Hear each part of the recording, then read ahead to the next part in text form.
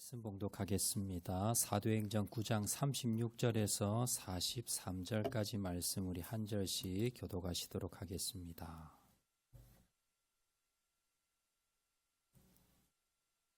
사도행전 9장 36절에서 43절 말씀까지 한 절씩 교독하시도록 하겠습니다. 36절 말씀 제가 먼저 봉독합니다. 욥바에 다비다라 하는 여제자가 있으니 그 이름을 번역하면 도르가라.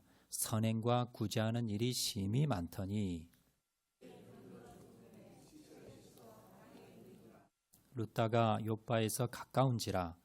제자들이 베드로가 거기 있음을 듣고 두 사람을 보내어 지체 말고 와 달라고 간청하여 베드로가 일어나 그들과 함께 가서 이르매 그들이 데리고 다락방에 올라가니 모든 과부가 베드로 곁에 서서 울며 도르가가 그들과 함께 있을 때에 지은 속옷과 겉옷을 다 내이 보이거늘 베드로가 사람을 다 내보내고 무릎을 꿇고 기도하고 돌이켜 시체를 향하여 이르되 다비다야 일어나라 하니 그가 눈을 떠 베드로를 보고 일어나 앉는지라. 베드로가 손을 내밀어 일으키고 성도들과 과부들을 불러 들여 그가 살아난 것을 보이니 온 욥바 사람이 알고 많은 사람이 주를 믿더라. 베드로가 욥바에 여러 날 있어 시몬이라 하는 무드장의 집에 머무니라. 아멘.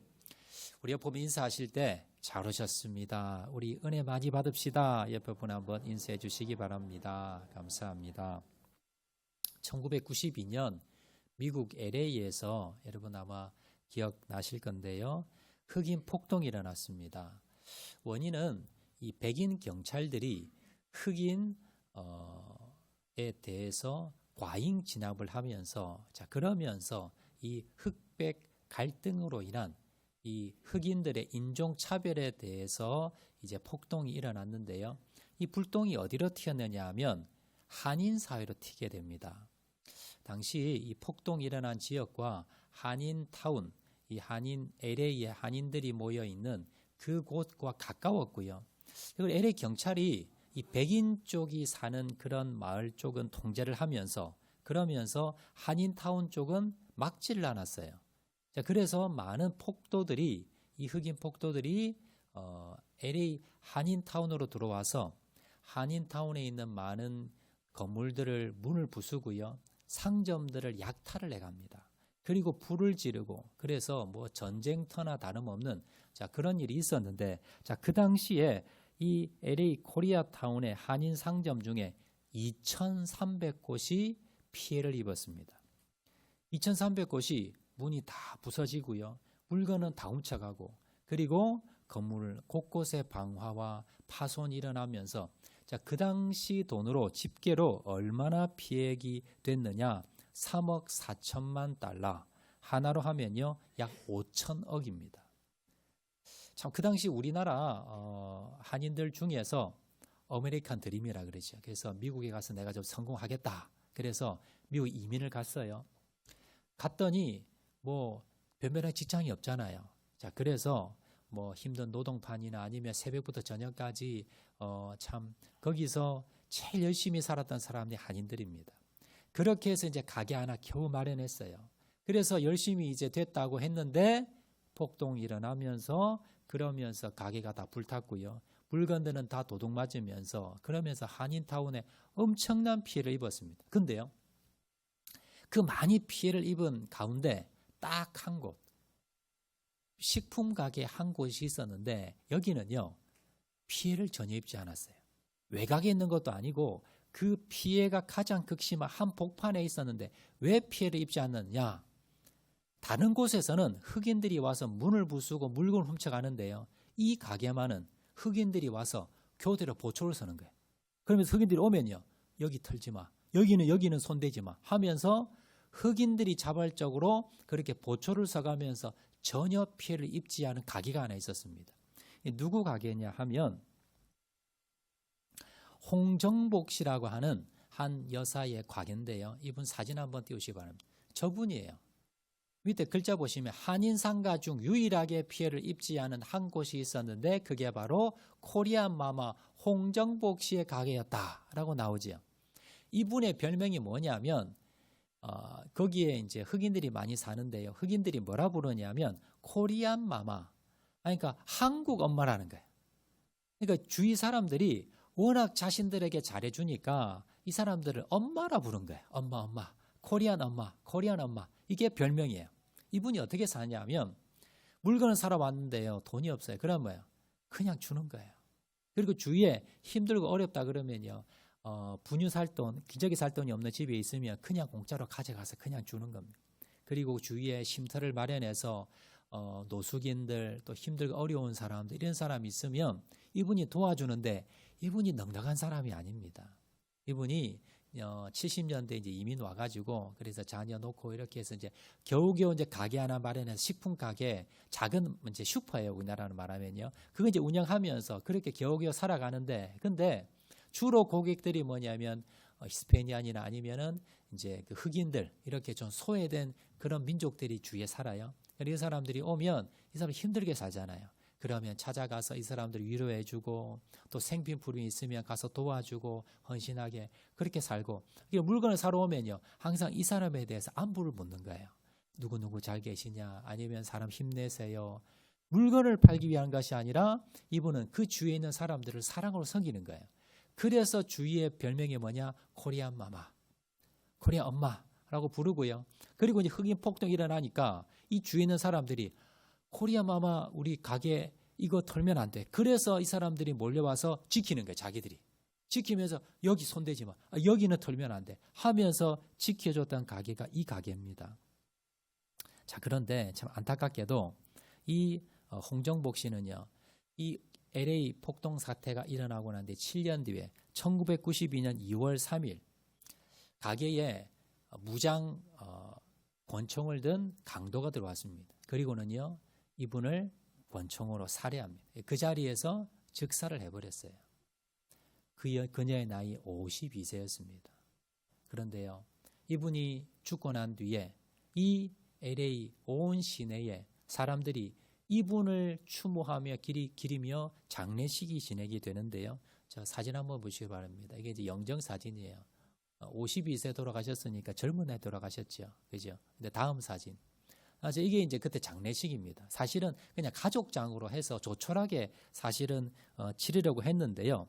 그런데 주위에 마을 사람들이 몰려와서 가족들에게 안 된다. 이분은 그냥 가족장으로 하면 안 된다. 우리 마을장으로 해야 된다라고 하면서 인근 주민들이 몰려와서 장례식을 요청을 하면서 자 그러면서 이제 저기가 그 LA 거기 이제 우리 홍정복 씨가 살고 있는 동네 제일 큰 성당이에요. 저기에서 장례식이 진행가 되는데 저기 앉은 분들이 다 거의 흑인들입니다. 뭐 가족들도 아니고 친척들도 아니고 한인들보다는 더 많이 온 사람이 동네에 사는 흑인들 그리고 소외된 사람들 이분들이 와서 저렇게 뭐 수백 수천 명이 와가지고 저렇게 이제 장례식을 집례하는 장면이고 다음 장면 보시겠습니까? 이제 운구하는 장면인데 저기 보면 한국인 사람 하나도 없죠. 한국인들이 들 수 없을 정도 서로 자기가 관들겠다고 하면서 저렇게 외국인들이 와서 저렇게 코리안 마마 내가 이제 운구하겠다고 하면서 서로 그렇게 해서 경쟁에 뽑힌 분들이 저분들이래요. 그렇게 해서 서로 운구를 하고 그리고 저 장례식에 참여하지 못한 분들은요 계속해서 그 가게에 와서 꽃을 놓고 애도하고 그러면서 그때 LA 신문에 뭐라고 나냐면 LA가 울었다. 이게 신문 기사입니다. 그래서 수많은 기자들이 와서 취재를 하면서 그러면서 LA 시장으로 해서 저 장례식이 그렇게 치러지게 되었다라고 합니다. 자, 그러고 난 뒤에 이제 범인을 잡아야 되잖아요. 범인이 이제 홍정복 씨를 죽이고 이제 도망을 갔어요. 근데 이제 누가 나섰냐면 이 LA의 흑인 시민들이 나서서 제보를 하는 겁니다. 이제 그때 누가 봤다, 누가 어디에서 도망가는 차가 뭐 이렇게 해가지고 제보를 해가지고 범인은요 범행을 한 지 15일 만에 이제 결정적인 제보를 통해서 범인도 잡힙니다. 그렇게 해서 참 우리 한국 우리 이민 사회에서 정말 홍정복 씨 이분을 통해서 정말 흑인들에게 많은 사람들에게 정말 한국 사람들이 이렇게 따뜻한 사람들이구나. 한국 사람들이 정말 이렇게 이웃을 섬기는 사람이구나라는 큰 그런 영향력을 끼쳤던 분이 바로 이 홍정복 씨라고 합니다. 자, 오늘 본문에 보시면요. 이 홍정복 씨와 비슷한 사람이 오늘 본문에 등장하는데요. 누구냐면 바로 다비다라고 하는 여인입니다. 자, 이 여인은요, 욥바라는 도시에 살고 있었는데, 자, 히브리식으로는 아람어로는 다비다라고 부르고요. 헬라 이름으로는 헬라로 번역하면 도르가라라고 하는 여인이었습니다. 이 여인은요, 참 예수 잘 믿는 그런 신실한 크리스찬이었습니다. 평소에 선행과 구제를 많이 했어요. 이분도 그렇게 부자는 아니었습니다. 그렇지만 그가 그 주위에 있는 사람들을 항상 돌보고 많은 사람들에게 선행을 베풀고 특히 교회에 있는 성도들에게 참 많은 은혜를 끼쳤던 사람이 이분이었습니다. 자, 그런데 어느 날 병이 들어서 사망을 소천을 하시게 됩니다. 그런데 성도들이 모여서요, 이분의 시신을 깨끗하게 닦아서 그래서 다락에 눕혀 놓습니다. 그리고는 성도들이 장례식을 해야 되는데 차마 장례식을 못해요. 왜냐하면 이분이 너무 안타까워요. 어떻게 하면 좀 살릴 수 있을까? 벌써 이제 숨은 멎었습니다. 그런데 혹시 제자들을 좀 불러서 베드로 사도를 불러서 기도받으면 혹시 낫지 않을까? 수소문 해보니까 베드로가요, 가까운 곳에 있어요. 사람들을 급히 보냅니다. 베드로 사도를 모시고 오거든요. 그래서 베드로 사도에게 이 다비다 좀 한번 안수기도 한번 해주세요. 혹시나 살릴 수 있도록 한번 해주세요. 부탁을 하거든요. 자, 그 부탁을 듣고 베드로가 무릎을 꿇고 간절히 기도합니다. 그리고는 다비다야 일어나라 라고 외쳤더니요, 기적이 일어납니다. 죽었던 다비다가 살아 일어난 겁니다. 베드로가 이전에 안전병이나 아니면 여러 이제 그 맹인이나 아니면 여러 이제 시각 장애인들 또 여러 장애우들은 많이 고쳤지만 사실 죽은 사람 살리지는 못했어요. 그런데 이 다비다를 살리면서 놀라운 기적이 일어나게 되고요. 이 소문이 퍼져나가면서 욥바의 수많은 사람들이 예수님을 영접하게 되었다. 자, 이게 오늘 본문의 내용입니다. 자, 우리가 이 본문의 내용을 통해서 특히 이 다비다를 통해서 우리가 오늘 무엇을 본받아야 되는가? 우리가 어떤 교훈을 받아야 되는가? 이 다비다에 대해서 우리가 한 3가지 정도로 우리가 교훈을 한번 살펴보도록 하겠습니다. 자, 첫 번째요. 우리 다비다를 통해서 우리가 배울 수 있는 첫 번째 교훈은요. 화면 보시고 다 같이 한번 읽겠습니다. 시작. 하나님과 사람들에게 인정받는 사람이 되어야 합니다. 자, 오늘 36절 말씀. 자, 36절 말씀 다 같이 한번 읽겠습니다. 시작. 욥바의 다비다라 하는 여제자가 있으니 그 이름을 번역하면 도르가라. 선행과 구제하는 일이 심히 많더니. 여러분, 오늘 이 다비다를 통해서 우리가 첫 번째 교훈받을 수 있는 건 뭐냐면 하나님과 사람에게 인정받는 사람이 되어야 된다는 거예요. 자, 다비다는 그러면 어떻게 인정받았는가? 자, 36절에 보시면요. 자, 욥바의 다비다라는 여제자가 있어요. 소개를 하면서 뭐라 소개하느냐? 여제자라는 거예요. 여제자라는 말이 헬라 원어에 보면요. 여기밖에 안 쓰입니다. 여러분, 그때 수많은 제자들이 있었을 겁니다. 수많은 예수님을 따랐던 여인들이 있었어요. 그런데 여제자라 하면서 유일하게 이 단어를 씁니다. 이건 뭐예요? 성경이 다비다를 특별히 생각한 거예요.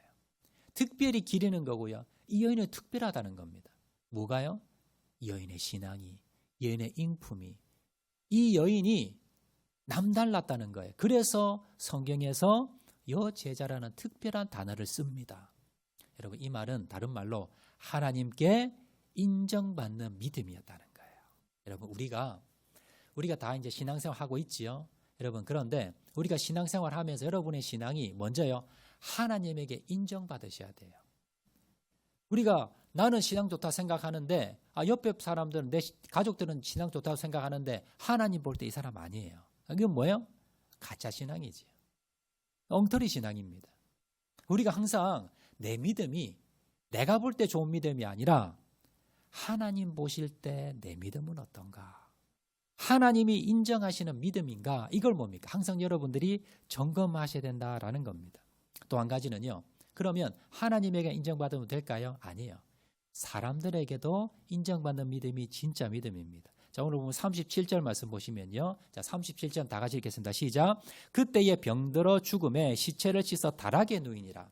자, 지금 성도 중에 한 사람이 소천을 하셨어요. 근데 좀 특이하게 성도들이 가서 이제 염을 하는 겁니다. 시체를 다 닦았어요. 자, 그리고 어디에 뒀다고요? 다락에 눕혀놨다는 거예요. 여러분 시신이 뭐 오늘날 우리나라와 이스라엘은 뭐 풍습이 다를 수는 있겠지만 여러분 시신이 죽으면 여러분 집 2층에 그렇게 눕혀놓습니까?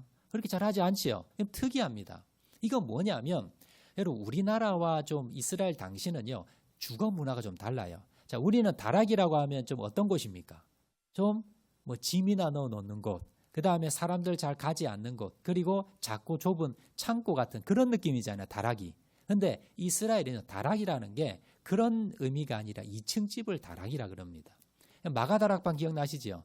마가다락방 실제로 성지순례 가봤더니 엄청 큽니다. 우리 본당만 합니다. 엄청 커요. 거기에 여러분 100명, 200명 들어가서 예배드리는 곳이에요. 자, 그 당시에 이 다락방이라고 하면 2층 집이 큰 넓은 데를 예배당으로 썼습니다.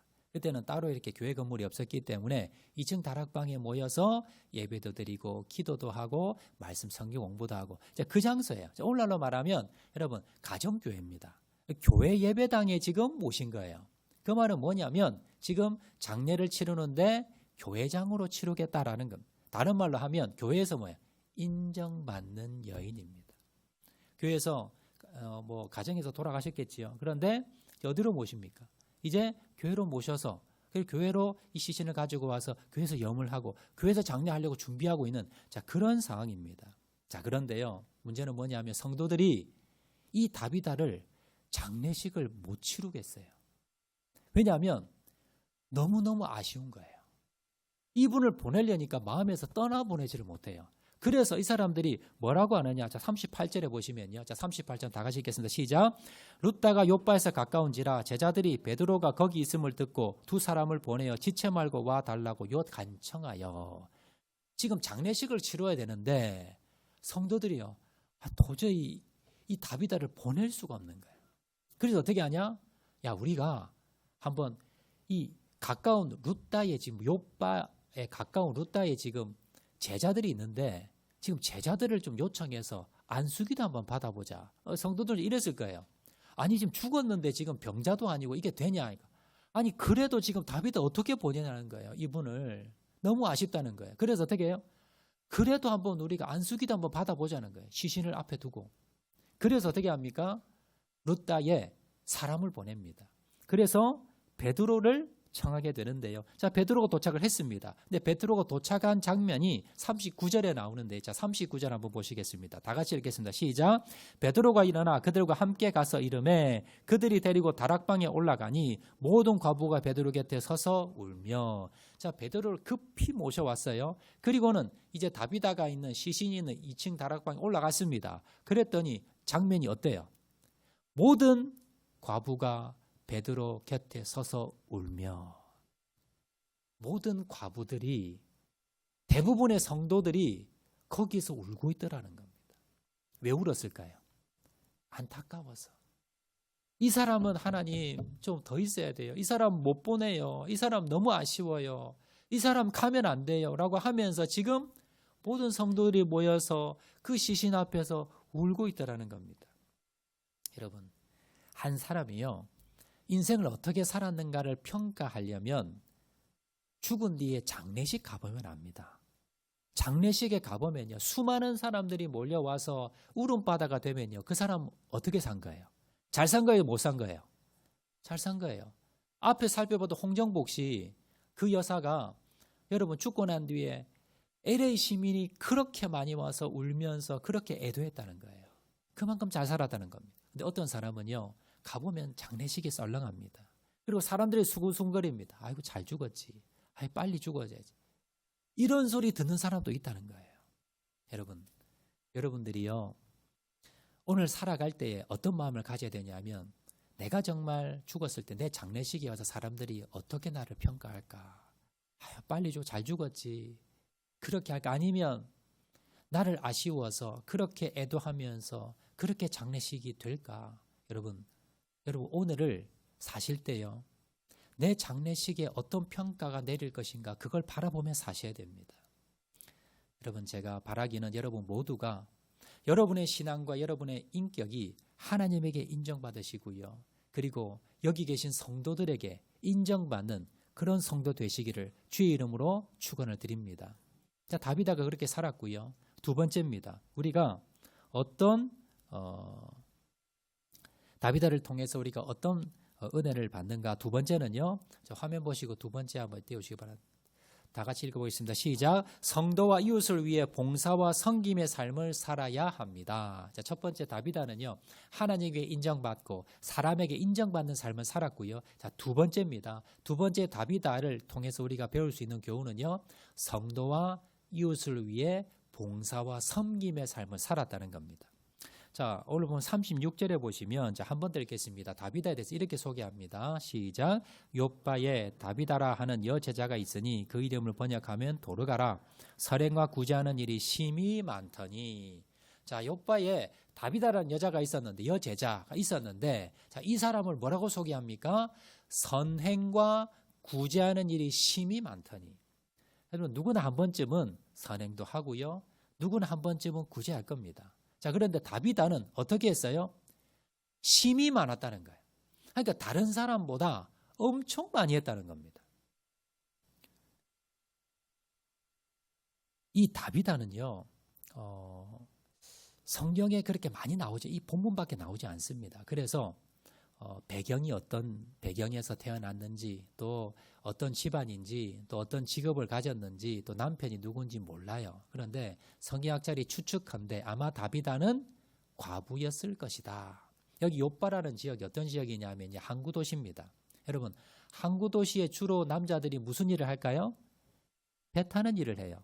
자, 그러면 오늘날에야 뭐 안전하지만 그래도 예전에 우리나라도 보면 제주도 가면 누가 많아요? 여자가 많지요. 왜요? 남자들이 배 타러 갔다 많이 죽는 거예요. 그래서 제주도 여자가 많은 겁니다. 여기도 마찬가지예요. 욥바에도 남자들이 배를 타고 갔다가 많이 죽었기 때문에 과부들이 많아요. 그리고 과부가 많으면 고아가 많겠지요. 가난한 사람들이 많은 거예요. 그래서 아마 다비다도 과부였을 것이다 라고 추측합니다. 그리고 그곳에 힘들고 어려운 과부들, 고아들이 많았어요. 그런데 그 고아와 과부들을 위해서 어떻게 합니까? 그렇게 헌신하고 봉사하고 섬겼던 사람이 바로 이 다비다입니다. 자, 이제 베드로가 이제 사람들이 요청으로 의해서 다비다에게 왔습니다. 그리고 이제 베드로가 2층 다락방에 올라와 보니까 지금 시신이 누워져 있습니다. 그런데 사람들이 모두 뭐 하고 있어요?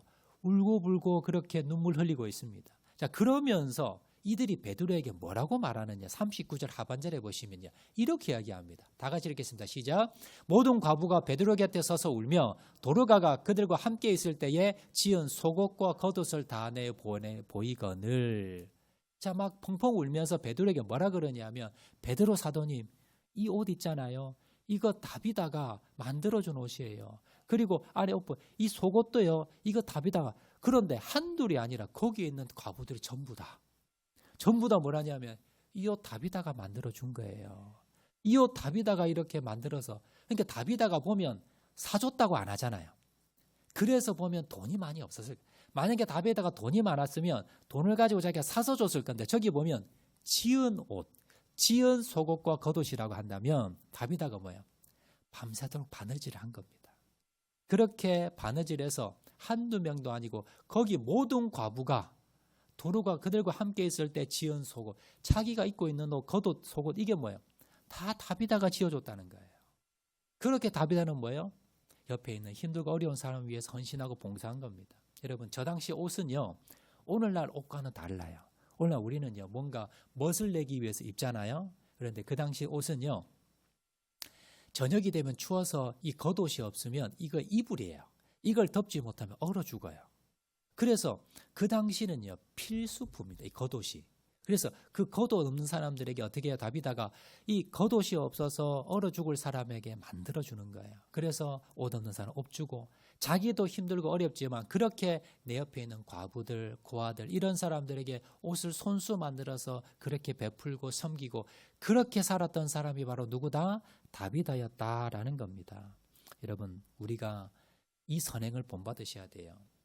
앞에서 우리 살펴본 대로요. 우리 홍정복 씨도 자기가 그렇게 여유가 많아서 흑인들에게 베푼 게 아닙니다. 자기도 힘들고 어렵지만 그러나 뭡니까? 내 힘에 부치지만 그러나 내 옆에 있는 사람을 돌아보고 섬기는 거예요. 다비다가 그랬다는 겁니다.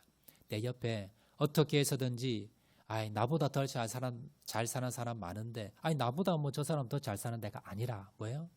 내가 나눠줄 수 있는 그 마음이 중요합니다. 그래서 내 옆에 있는 사람들, 힘들고 어려운 사람들에게 관심이 있었고요. 그런 사람들을 위로해 주었고 그런 사람들을 섬긴 사람이 바로 다비다였다는 겁니다. 이제 세 번째입니다. 첫 번째 다비다는요.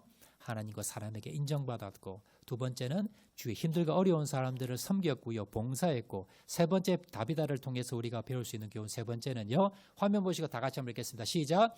많은 사람을 주님께 인도하는 삶을 살았습니다. 자, 다비다가 죽자 성도들은요. 베드로 사도를 모시고 옵니다. 그리고 베드로에게 죽은 다비다를 다시 살려달라고 간청을 하는데요. 이 베드로는 이제 간절히 기도합니다. 40절 말씀입니다. 40절 말씀 다 같이 읽겠습니다. 시작. 베드로가 사람을 다 내보내고 무릎을 꿇고 기도하고 돌이켜 시체를 향하여 이르되 다비다야 일어나라 하니 그가 눈을 떠 베드로를 보고 일어나 앉는지라. 베드로가 사람들 다 돌려보냅니다. 내보냅니다. 그리고는 간절히 하나님 앞에 집중해서 기도합니다. 무릎 꿇어 기도하고 난 뒤에 그 뒤에 돌이켜서 시체를 향해서 선포합니다. 다비다야 일어나라. 자, 그런데 어떻게 됐어요? 기적이 일어납니다. 그녀가 눈을 뜨고 베드로를 보고 일어났다는 거예요. 그리고 앉았다는 겁니다. 여러분, 죽은 자가 일어나는 그러한 놀라운 기적 역사가 일어나게 되었더라라는 겁니다.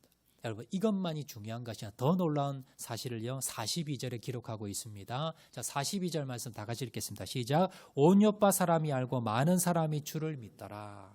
여러분, 이 다비다가 죽었다가 살아납니다. 다비다 한 사람 죽었다 살아나는 게 중요한 게 아니라 이 다비다가 죽었다 살아났다는 소식을 듣고 온 요파 사람이 알고 많은 사람들이 예수를 영접했다는 거예요. 주님께 돌아왔다는 겁니다. 전도가 됐다는 겁니다. 자, 그러면 우리도 한번 죽었다 살아나야 전도가 될까요? 나도 한번 전도하기 위해서는 우리 한번 죽었다가 목사님이 와서 안수기도해서 살아나면 우리 교회가 부흥이 될까요? 성경은요 그렇지 않다고 기록합니다. 어디 나오냐 하면요. 자, 누가복음 16장 31절 말씀입니다. 다 같이 읽어볼까? 시작. 이르되 모세와 선지자들에게 듣지 아니하면 비록 죽은 자 가운데서 살아나는 자가 있을지라도 권함을 받지 아니하리라 하였다 하시니라. 무슨 말씀이에요?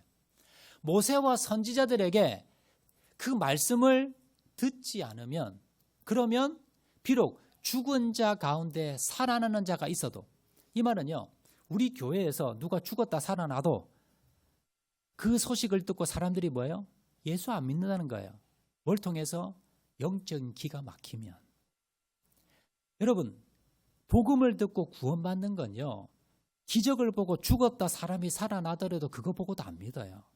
어떻게 하면 믿을까요? 살아있는 하나님의 말씀을 통해서.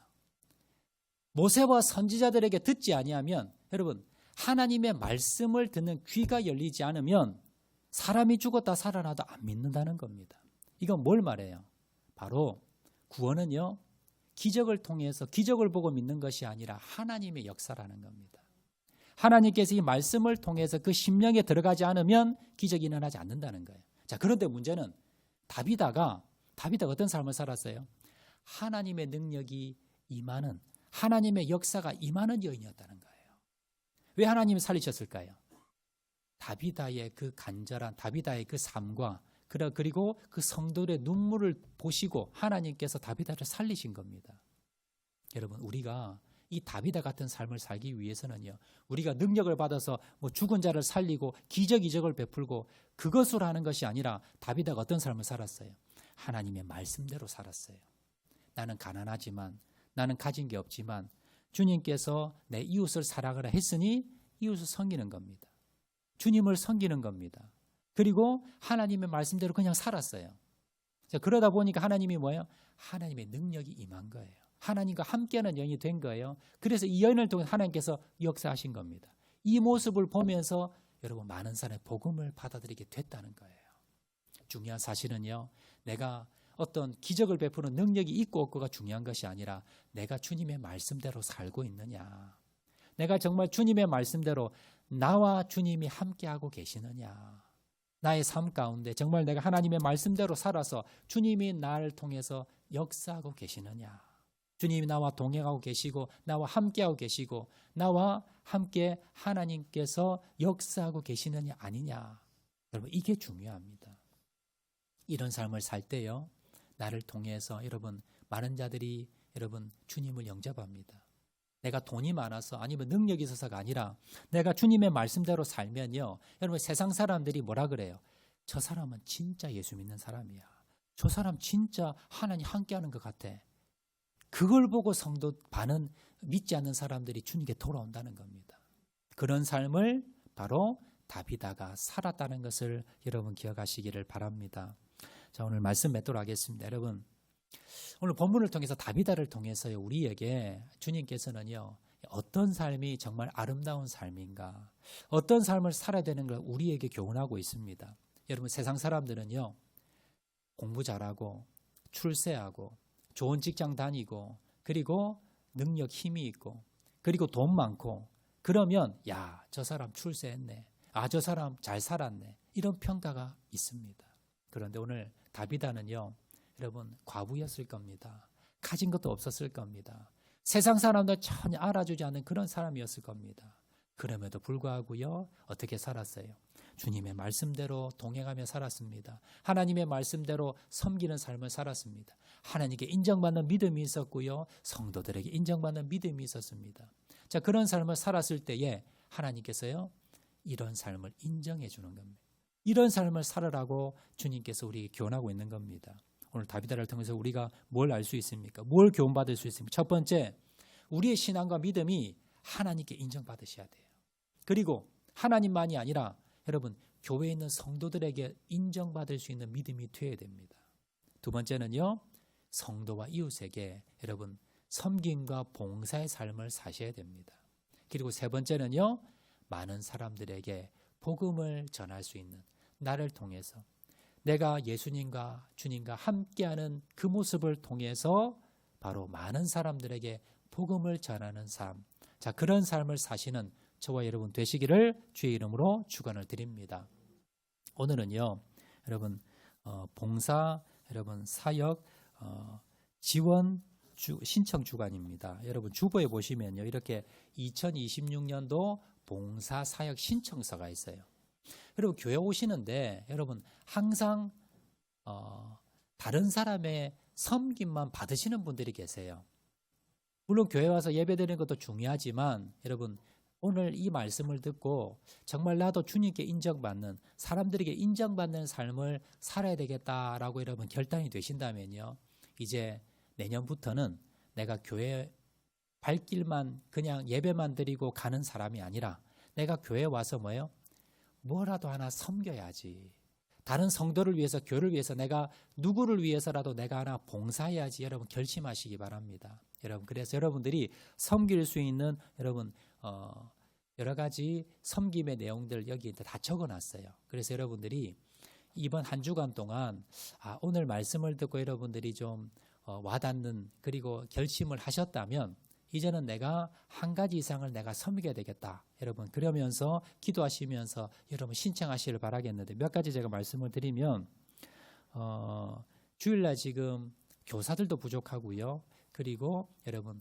남자 성도님 운전할 수 있는 분들은 차량 운행하시는 분들이 좀 부족해요. 그래서 여러분들이 좀 많이 신청해 주시고 또 우리 방송실도 좀 부족합니다. 그래서 우리 좀 달란트 있으신 분들은 조금 젊으신 분들은요 방송실에도 좀 신청해 주시고, 그리고 여러분 주일날 오시면 여러분 식당에서 여러분 항상 식사 대접 받지요. 그래서 여러분 식당에도 좀 봉사해 주셨으면 하는데 어제 우리가 정책 당회를 했습니다. 그러면서 장로님들이 참 어제 이제 논의를 하시면 장로님들이 이렇게 논의를 하시는데 참 은혜로운 그런 우리 논의를 한 게 있는데 뭐냐면 우리 여자 성도님들이 보통 권사님, 집사님들이 이제 식당에서 여러분 조리도 하시고 이제 설거지도 하시잖아요. 그래서 이제 우리 장로님들이 너무 수고하시는데 우리 남자들이 들어가서 설거지라도 좀 도와주자. 그렇게 이제 말씀하시면서 그러면서 우리가 남자 성도 좀 모아서 1, 2 남전도에 모아서 우리가 조를 짜가지고 우리 설거지를 좀 이걸 말씀을 하시더라고요. 여러분 누구든지 여러분 내가 꼭 무슨 큰 은사 능력이 있어 섬기는 것이 아니라 여러분들이 마음만 있으면요, 뭐든지 하실 수 있어요. 여러분들 주일날 내가 시간이 없다 하시는 분들은요, 주중에 나오셔서 중보기도 하시면 됩니다. 일주일에 한 번, 1시간입니다. 그래서 여러분들이 이 예배당에 나오셔서 1시간 동안 여러분 기도하시는 거예요. 다른 성도를 위해서, 아픈 성도를 위해서, 그리고 교회를 위해서 기도하는 것, 여러분 얼마든지 할 수 있습니다. 그리고 여러분, 내가 뭐 힘은 없어도 가서 주일에 한 번, 설거지 한 번, 한 달에 한 번 할 수 있잖아요. 그래서 이것도 하실 수 있고요. 여러분, 뭐든지 여러분들이 하시고자 하면 뭐든지 할 수 있는 게 많이 있습니다. 그래서 여러분들이 이 내용 보시고, 여기 없는데 또 하고 싶은 것이 있으시면 여러분 적으셔서 이번 한 주간 동안 여러분 이 표기하셔서요, 사진을 촬영하셔서 저에게 이제 문자로 보내주시면, 카톡으로 보내주시면 제가 여러분 봉사할 수 있도록 그렇게 안내해 드리도록 하겠습니다. 그래서 여러분 한 주간 동안 오늘 은혜 받으셨다면, 도전 받았다면, 내가 지금까지 섬김을 받았다면, 이제는 주님, 내가 섬기는 자리에 다비다처럼 그렇게 섬기는 자리에 서겠습니다. 결단하시는 저와 여러분 되시기를 주의 이름으로 축원을 드립니다. 자, 우리 말씀 생각하면서 우리 찬양하도록 하겠는데요, 당신의 그 섬김이 우리 찬양하도록 하겠습니다.